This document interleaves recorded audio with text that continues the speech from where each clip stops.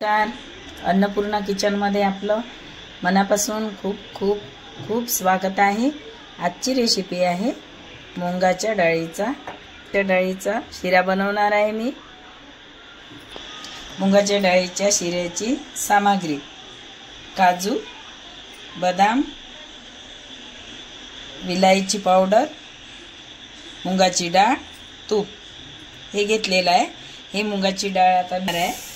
कढाई ठेवलेली आहे गॅसवरती. कढाई गरम झालेली आहे. त्याला मस्त ब्राऊन कलर येईपर्यंत असं भाजत राहायचं. ब्राऊन कलर आलेला आहे, याला काढून घ्यायचं. मिक्सर पॉटमध्ये काढलेली आहे डाळ. आता याला करून घेणार आहे. बारीक झालेला आहे, छान झालेला आहे.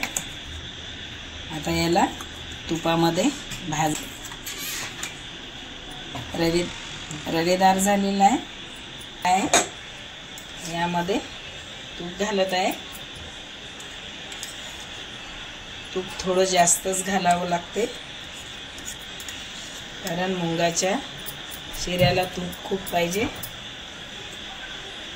बदाम बारीक करून घ्यायचं. गरम झालेला आहे. त्यामध्ये हे मुगाच्या डाळीचं जे रवेदार मी मिक्सरमधून काढलेलं आहे त्याला तुपामध्ये मस्त असं भाजून घेत आहे.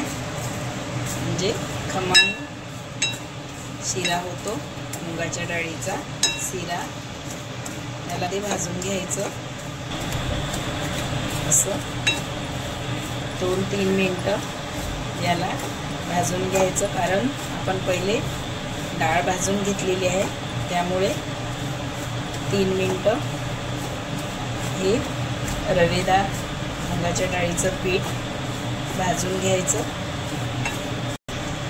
हे काजू बदामचं पावडर घातलेलं आहे. कमी गॅसवर भाजायचं.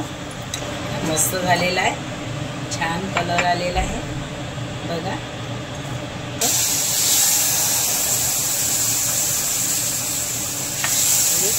छोटा गिलास पाणी घातलेलं आहे. गॅस कमी आहे. थोडं पुन्हा पाणी घालायचं, म्हणजे जे रवेदार रवा असेल तो शिजून येते. आता 2 मिनिटं याला कवर करून ठेवते आहे. याला 2 मिनिटं कवर करते आहे. 2 मिनिटं झालेले आहे. कवर काढायचं बघा, छान झालेलं आहे. यामध्ये आता विलायची आणि जायफळचं पावडर घालत आहे 1 चम्मच. त्याला मस्त मिक्स करून घ्यायचं. असं मिक्स करून घ्यायचं. आणि यामध्ये साखर घालणार आहे.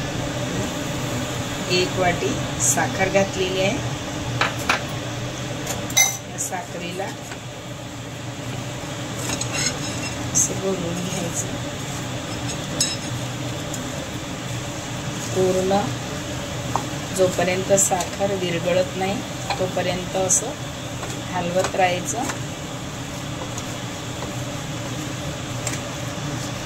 तर हे बघा पूर्णपणे विरघळलेली आहे. याला कलर मस्त ब्राऊन कलर आलेला आहे, गोल्डन. यामध्ये 2 चम्मच तूप घालते आहे आणि पॉटमध्ये काढून घेते आहे. मध्ये काढलेला आहे. यावरती काजू बदाम थोडं असं घातलेलं आहे. थोडं मिक्स करून घेत आहे.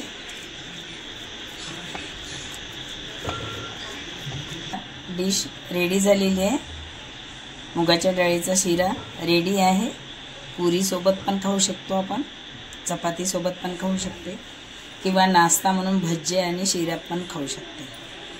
हे बघा छान टेस्टी झालेला आहे. माझ्या चॅनलला सबस्क्राईब करा, शेअर करा, लाईक करा आणि बेल आयकॉन दाबायला विसरू नका. धन्यवाद. थँक्यू.